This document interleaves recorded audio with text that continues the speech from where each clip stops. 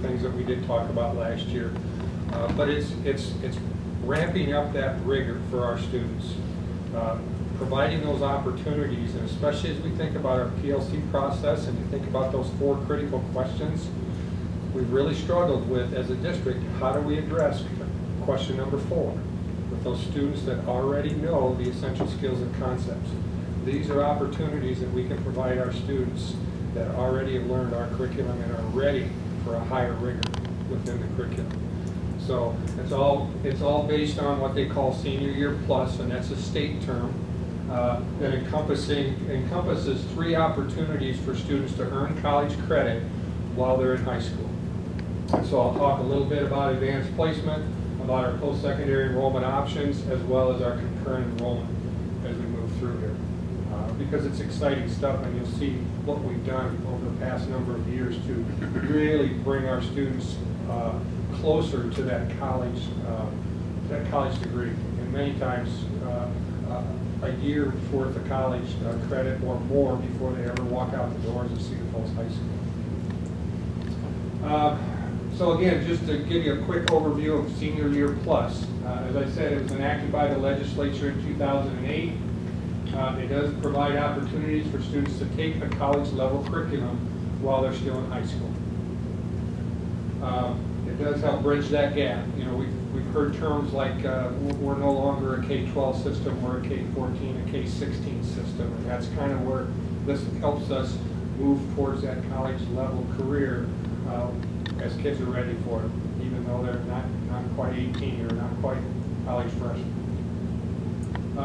Most of them are offered, the best thing for parents is they're offered at little or no cost to the parents. And that's probably the most exciting thing about it. Both of my older kids graduated with over a semester's worth of credit, and I know that some of you that have kids have gone through the same boat.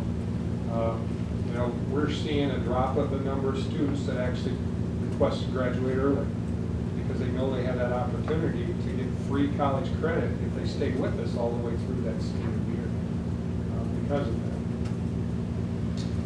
And again, the joint opportunities that we have with the partnerships with Hawkeye Community College, with the UNI, those kinds of things just strengthen our entire program for our students. And we are only one of 38 states that offer this opportunity, that students can actually earn college credit while they're still in high school. This is one, and I think you may have heard me use the term last year. Our goal as a district, as a high school, is that 100% of our students earn college credit before they walk out the door. We're at 75% right now. And you'll see as you go on some of the things that we're adding to our AP opportunities, our dual credit opportunities. They'll just continue to add more opportunities for students to earn that college credit as we move forward. But this, I would challenge that we're got to be above one of the tops in the state with a percent of our students that are earning college credit before they do this. So the first area is that advanced placement. And that again is college level course, and all of you have heard of AP courses before. And they're courses that are offered at our high school, taught by our high school teachers. The curriculum is provided by the college board, so it is college level curriculum. There's an exam that students pay for and take at the end of that course, and depending on what score they earn on that course, the college or university that they attend will opt to give credit for that. Normally the level is a 3, but if you earn a 3 or above, you'll earn some college credit. That varies from college to college. I just had a conversation with Fred Abraham up at UNI last week, and I know the economics department requires kids to have a 5 before they award college credit. I told him it's too tough on us. So these are the courses that we currently offer. We actually offered a new one this year. It's called AP Music Theory. We've never taught that before, but Kyle Engelhardt and Gerald Ramsey wanted to offer an honors type course through our music program. So both of them went through the training this summer to be certified as teachers, and we're now offering that this year. I think we have 10 or 12 students that have actually taken that course. And then we made a switch this year. We're going to add college physics. It used to be college, or it used to be actually Hawkeye Community College course. But Kenton Swartley, who teaches that class, felt by trying to offer college physics 1 and 2 in a full year was really taxing the students, and we were seeing students that just couldn't quite make it through that. And so we opted to go back to the AP physics, which we were teaching several years before. So I think it's a good move. It allows those students to learn that a little bit deeper and more. And then you can see the other ones. We're also proposing that next year we will add the AP Spanish. To prepare our students for that this year, we are now offering an honors Spanish 3. So those students that are in honors Spanish 3 will basically be moving to AP Spanish next year. These are our total enrollments. This is not the number of students, but it's the total enrollments that we've had. Many students take more than one AP course, of course. But as you can see, we continually climb with the number of students that are taking AP. And again, this is surprising because of the fact that they do have to take a test at the end of that. This is the percent of our total student body, or total student enrollment that actually enrolled in an AP course. About 20% of our students are enrolled in some AP course as they move through. This year, of course, we had to estimate because all we had were the first day totals. We normally factor that in with our certified enrollment, but we won't know that until October 1st. This is the one that we're really trying to work with our students on, because we've seen a drop in the last few years on students that take the AP test or take the AP courses but don't opt for the AP exam. And we're getting varied number of reasons why from our students. Of course, the cost is a factor. But a lot of students are taking those just to put AP on their transcript because it does help them with their RAI score. You know, they have that opportunity for more scholarships and so forth without having to take the exam to earn the credit. But we would like to see a higher percent of our students actually move forward and take the AP exam on top of it. We offer a number of ACT prep courses, or not ACT, the AP prep courses to get students ready for those. But we still are seeing a percent of those students that actually take the AP test and drop. This is a comparison of students that receive a 3 or above. If you remember before, I said that's kind of the agreed upon for most colleges and university to earn that college credit. And this is where we're really proud of. Our kids just blow everybody else out of the water. You know, when 89, almost 90% of our students that completed an AP course are earning that 3 or above. That's credit to the teachers too. Yeah, it is. And they really work with the students on that, and they make sure the kids are prepared for that. So that's kind of the first opportunity for students to earn college credit. The second opportunity is what we call post-secondary enrollment options, and that's actually a regular college course on the college campus. So our students leave our campus and go to the college or university, and in our case it's either UNI or Hawkeye Community College to take those. We're still at the same time, they receive both high school and college credit for that. It is limited to 11th and 12th graders unless you have an identified talented and gifted 10th grader. They're allowed to take a college level course through post-secondary, but they have to be identified by the district as tagged. We do pay the college $250 per course for that. That's supposed to pay for the tuition and the books and everything else on top of it. The only thing that's not included in that would be lab fees and so forth. Because of that. Or parking tickets. Parking tickets, we don't pay. So, courses have to be non-sectarian, and they can't be comparable to courses that we have on campus. In other words, you can't say, well, I want to go take college biology, because we offer a biology course. So it has to be a course that's either not offered by our high school or above what we offer as our sequence of coursework. And again, it has to be a credit-bearing course. There are a number of courses, especially at UNI, that are non-credit bearing. They have a lot of music lesson type courses and so forth, so those would not qualify for post-secondary. So these are some examples of courses that students have taken on the University of Northern Iowa's campus over the last number of years. You can see there's a wide variety of different kinds of courses, and then at Hawkeye Community College again. I'm amazed at the percent of the number of our students that actually drive all the way to Hawkeye to take some of these classes. Most of them are taking them outside the regular day. They're taking them as evening classes and so forth because of that. Give you an idea of what our enrollment has done in our post-secondary enrollment options. Back in 2009-10, we had 51 students that took courses in both of those. Dropped a little bit in 2011.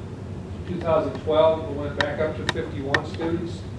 2012-13 is when Price Lab came aboard. And so we made a pretty good jump of 79 students that were taking it that year. And then last year, we had 83 students that enrolled. This year, based on our enrollment estimates right now and what we have signed up for first and second semester, we're at 101 students that are actually taking college level coursework on the college campus. So you add that to our increased number of AP students and the increased number of classes, and you can see that we continue to grow those opportunities. So the third, go ahead. Speaking in terms of the calculus alone, after week one, you can't tell who the high school students are. They stop acting all nervous like high school students.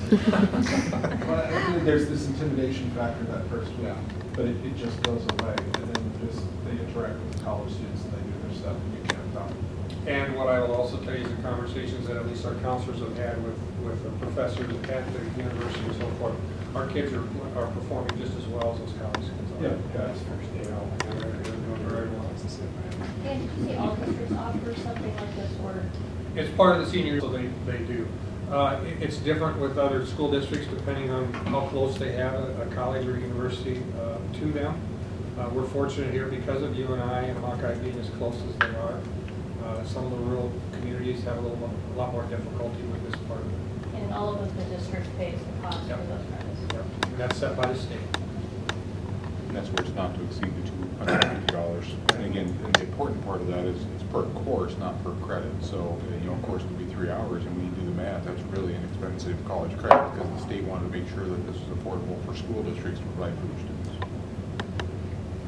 And what's the cost of taking an AE? About the same opportunity for students to take those classes right during our schedule. And that's basically, that dual credit, I think is how it was used to be termed, and now they just changed the terminology to concurrent courses. So for instance, don't we have a child development course that Yes. meets that? We have a number of right? courses, But yeah. that's the one I can. Yeah, okay. that's one of the ones we started. Yeah. I'll show you kind of our history of where that all started. But again, just an overall what concurrent enrollment is, provides that student to enroll part-time in college level coursework as well as, and this is basically done only through the community colleges. Right now, it's not an opportunity for four-year universities to be a part of the concurrent enrollment. It is a contractual agreement that we put in place every year. You approve that to determine which courses that we can offer through Cedar Falls High School for students to earn that college credit. We do receive some supplemental weighting for that, so it's actually a help for us to help us pay for the courses that we have to pay for through that. So we receive additional state funding as a result of that. It's offered to classes. It's not individual per student. It's classes. So we offer specific classes, and as long as we have enough students that enroll in those classes, we'll continue to offer those. Again, offered at the high school or satellite location. The instructor, in our case, and in most cases, is employed by the school district, but they do have to meet the qualifications for being able to teach that course just as they were on the college campus. In a lot of cases, especially in the core areas, that means they have to have at least a master's degree. And normally they also have to have a number of hours within that part of their master's for that course that they're teaching. The students also have to meet the eligibility requirement. And in our case, every student that's going to take a current course at Hawkeye has to take the Compass or have already taken the ACT. So so they don't waive those requirements for students to take place. Students can earn both high school and college credit, and we are required to follow the college curriculum. And that's where we've made the most stride in the last number of years, is that collaboration with the community college instructors. It used to be they would give us the textbook, they would give us the syllabus, they would give us some of the curriculum, say have at it, and we would never hear from them again.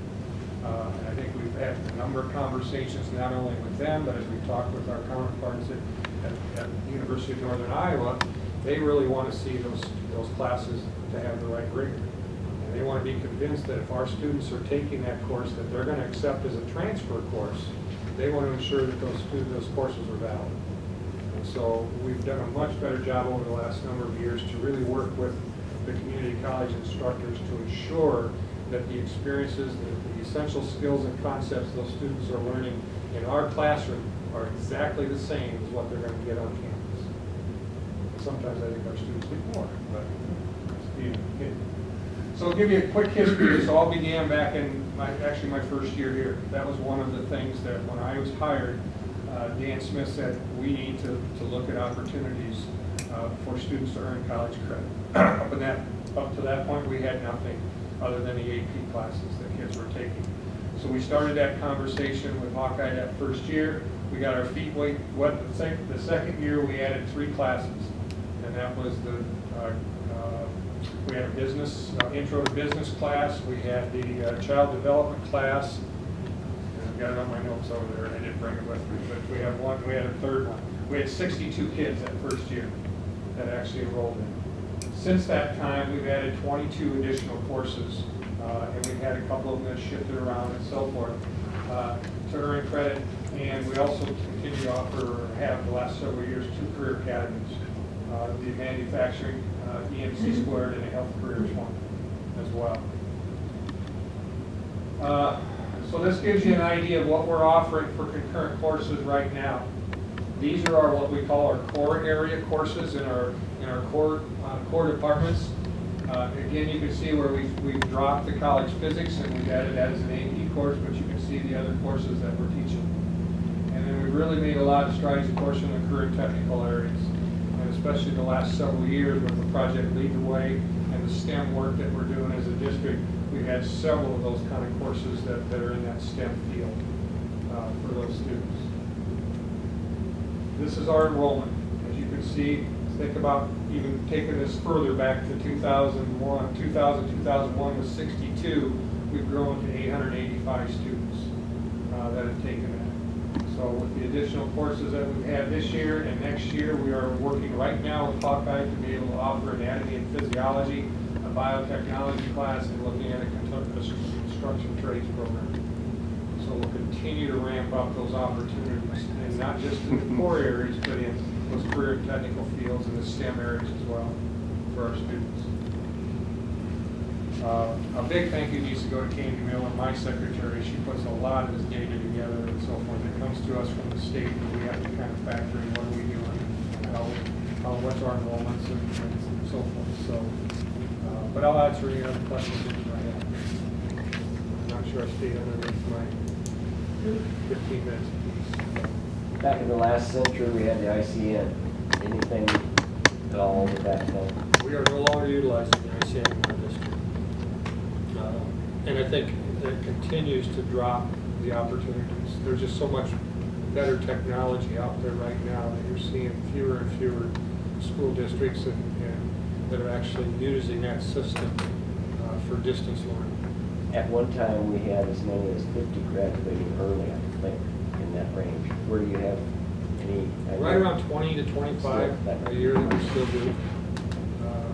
And a lot of those students have a plan made. You know, we make sure that they're going to graduate early. They have a plan for where they're going afterwards. And you know as well as I do, we still have a handful of students that request to graduate after their junior year. And most of those students, again, are advanced students, or they have a plan with them. But again, with the opportunities that we offer, as long as they stay enrolled and can continue to gain college credit, I would never let my daughter graduate early. I might keep her in high school for another year. So, other questions? Dan, I have one. As a parent who's tried to do the scheduling and looked at, you've got all these options.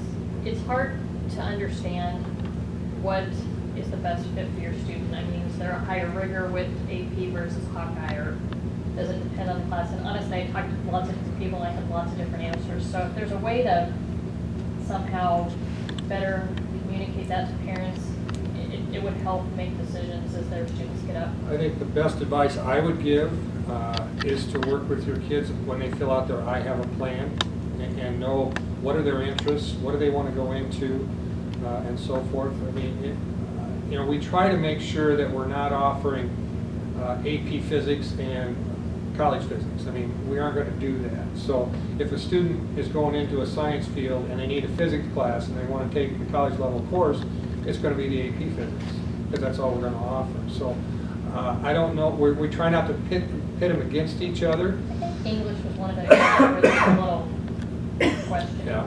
So, AP Comp and Red or Hawkeye. So I'm just giving you a good personal example. If there's a way to separate those or give parents. And again, guidance. sometimes it's related on the interest area, where they think they're going to go, what area that they want to maybe excel in when they get to college, might help them decide on which one's going to be best for them. If they want to go into writing, of course, I would say take the Comp and Red. So for the most part, AP is a higher rigor than, say, an HCC course. Not necessarily. Not necessarily. Not Based on necessarily. my experience, Yeah, not necessarily. I think it's just, they're different. I mean, Right. they're going to be different, different experiences, different curriculum. Do some of the universities, do they limit how many AP credits you can transfer in, or is it? Possibly, but I don't know that, because it's up to the college and university to decide on what they're going to offer, or what they're going to accept or not. I hope they're not.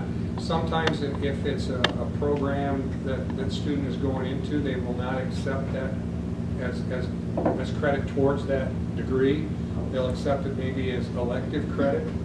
I know that was one of the issues that we actually had with the accounting department at UNI initially, because those students were taking the accounting class, but they weren't giving them credit towards that particular program, but they would accept it as elective credit. I think it required our kids to take another class when they got on campus that I didn't think they needed to. And I misspoke on the ACT. It was really the AP that Jared could take, but they didn't need the test. So, Do the private college accept AP classes? Yeah, they do. So depending on what happens here in another couple months, that proximity for potential new high school, is that just, how does that affect the numbers you've been giving us this evening? Do you think it's just more convenience for those who are taking advantage of it, or more will jump into that because of the location and convenience? I think we'll see an increase, possibly an increase in the post-secondary enrollment. When we're that close to the university, we might have more students that would take advantage of that.